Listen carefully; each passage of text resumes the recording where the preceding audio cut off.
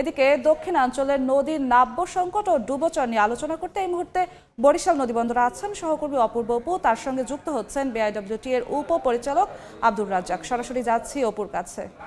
আচ্ছা, এই মুহূর্তে যারা সময়ের দর্শকরা রয়েছে তারা নিশ্চয়ই দেখেছেন যে বরিশাল বিভাগের সহ দক্ষিণাঞ্চলের প্রায় অর্ধশত জায়গায় ডুবোচর নাব্যতা সংকটে লঞ্চ চলাচল ব্যাহত হচ্ছে এবং এ নিয়ে অন্তহীন অভিযোগ রয়েছে। এখানকার যারা লঞ্চ ব্যবসায়ী রয়েছেন কিংবা মাস্টার চালক সুকানি তাদের কিন্তু এই অভিযোগগুলো রয়েছে। আমরা বিভিন্ন সহকর্মীদের সাথে কথা বলেছিলাম, ভোলা, ঝালকাঠি, পিরোজপুর, পটুয়াখালী সহ এই বিষয়ে আমরা বিস্তারিত কথা বলবো।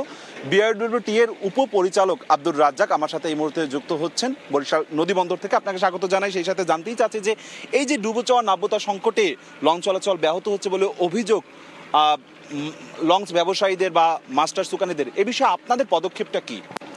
আপনাকে ধন্যবাদ। আপনারা জানেন যে শীত মৌসুমে কিছুটা নাব্যতা সংকটের সৃষ্টি হয়। সে লক্ষ্যে বিআইডব্লিউটি এর ড্রেজিং বিভাগ অত্যন্ত আন্তরিকতার সাথে ড্রেজিং কাজটা করে থাকে।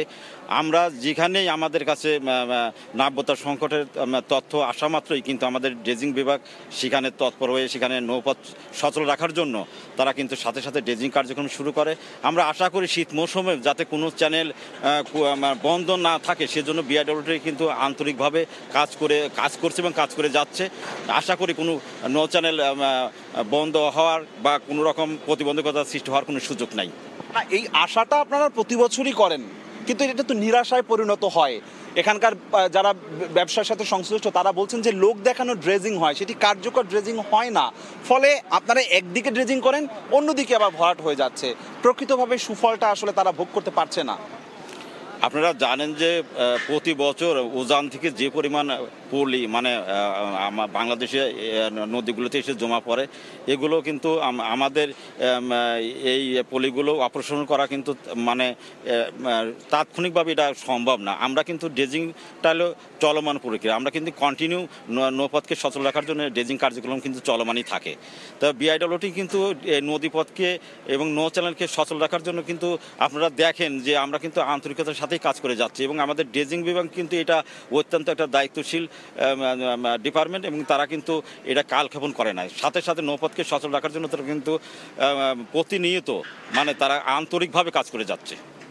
আন্তরিকভাবে কাজ করে যাচ্ছে সেটি আসলে আপনি বলছেন, আমরাও হয়তো বা কখনো কখনো দেখি যে এই নদীতে ড্রেজিং কার্যক্রম হয়, কিন্তু প্রশ্ন সেটি হচ্ছে যে যেভাবে করা উচিত সেভাবে করা হয় না, লোক দেখানো হয়, অর্থের লোপাট হয় এখানে। সেই জায়গা থেকে আপনাদের তদারকিটা কি বাড়ানো হবে কিনা বা কি পদক্ষেপ নেবেন? দেখেন, আসলে মানুষ তো অনেক সময় অনেক কিছুই বলে, সেটা তো সে অ্যানালাইসিস না করে বলে। সে একজনের কাছে শুনছে, সে শোনার ভিত্তিতে একটা কথা বলে। আসলে বাস্তবতা এরকম না। বিআইডব্লিউটিএতে ড্রেজিংয়ের কোনো এখানে কোনো রকমের সুযোগ নাই যে কালক্ষেপণ করা কিংবা আন্তরিকভাবে ড্রেজিং না করা কিংবা ড্রেজিং যে পরিমাণ করার দরকার সেই পরিমাণ ড্রেজিং না করা, তা কিন্তু ড্রেজিং করার আগে কিন্তু আমাদের একটা সার্ভে করতে হয় এবং আমাদের হাইড্রোগ্রাফি বিভাগ আছে।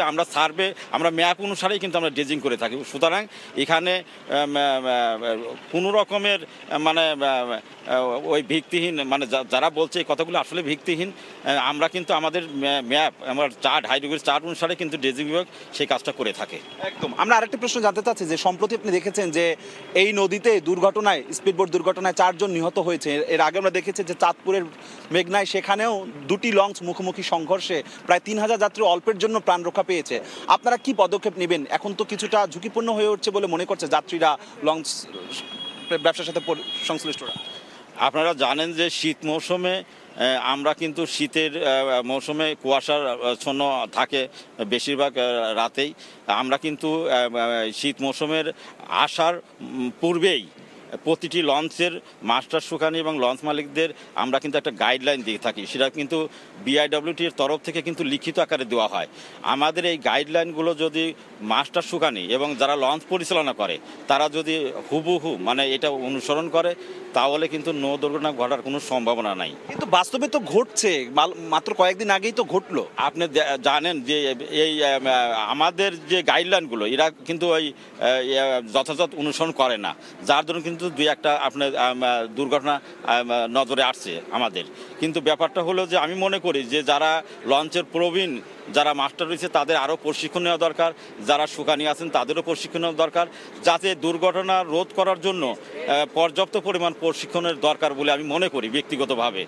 কারণ এবং আমাদের বিআইডব্লিউটির তরফ থেকেও কিন্তু আমরা প্রতিটি লঞ্চের মাস্টার শুকানিকে ইতিমধ্যে তাদেরকে আমরা সচেতন করেছি এবং বলেছি যে আপনারা যাদের প্রশিক্ষণ পর্যাপ্ত নাই তারা অন্তত মানে 1 মাস হলে পারে, 30 দিন হলে পারে বিআইডব্লিউটির নিকট থেকে প্রশিক্ষণ নেন, যাতে নৌপথে যাতে দুর্ঘটনা না ঘটে এবং কোনো রকম যেন যাত্রীদের জানমালের ক্ষয়ক্ষতি না হয়। আমরা কিন্তু একটু জানতে চাচ্ছি যে এটিকে আসলে বলার মধ্যেই সীমাবদ্ধ, নাকি আপনারা আইনগত কোনো ব্যবস্থাও নিচ্ছেন তাদের বিরুদ্ধে যারা আইন মানে না? আপনি নিজেই বললেন যে আইন অনেকেই মানছে না, কোনো ব্যবস্থা নিয়েছেন? আপনি জানেন যে আপনি যে 2টা লঞ্চের কথা বললেন, কীর্তনখোলা 10 এবং প্রিন্সওয়ালা 10, যে মুখামুখি চাঁদপুরের পয়েন্টে যে দুর্ঘটনা ঘটছে, সেটা কিন্তু তারা কিন্তু আমাদের যথাযথ নিয়ম তারা অনুসরণ করে নাই। আমরা প্রাথমিকভাবে যে তথ্যটা পেয়েছি, এরপরে আমরা কিন্তু তাদের কাছে কিন্তু আমরা 2 লঞ্চের 4 জন মাস্টারকে আমরা শোকজ করেছি 3 দিনের মধ্যে জবাব দেওয়ার জন্য। তারা ইতিমধ্যে আমাদের কাছে লিখিত জবাব পাঠিয়েছি, সেটাও আমরা দেখছি।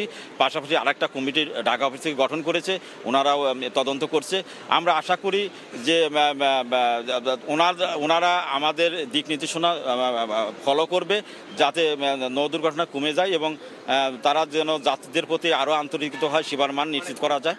অনেক ধন্যবাদ। বিআইডব্লিউটির উপপরিচালক আব্দুর রাজ্জাক আমাদের সাথে যুক্ত হয়েছিলেন। তারও আরও একটি বক্তব্য হচ্ছে যে মাঠ প্রশাসন বলছে শুধুমাত্র সরকার কিংবা তদারকি সংস্থা একার পক্ষে সম্ভব নয়, নৌ দুর্ঘটনা রোধে নৌপথ সচল রাখতে সম্মিলিত একটি উদ্যোগ দরকার। সেটি যাত্রীদেরও যেমনি সচেতন হতে হবে, লঞ্চ ব্যবসায়ীদের সচেতন হতে হবে, সেই সাথে সাথে সরকারি যে দপ্তরগুলো রয়েছে সম্মিলিতভাবেই নৌপথ সচল এবং নৌযাত্রা সচল রাখা এবং ঝুঁকি মুক্ত রাখার প্রক্রিয়াটি গঠন হবে। বরিশাল থেকে সবশেষ আমার কাছে এতটুকুই খবর ছিল।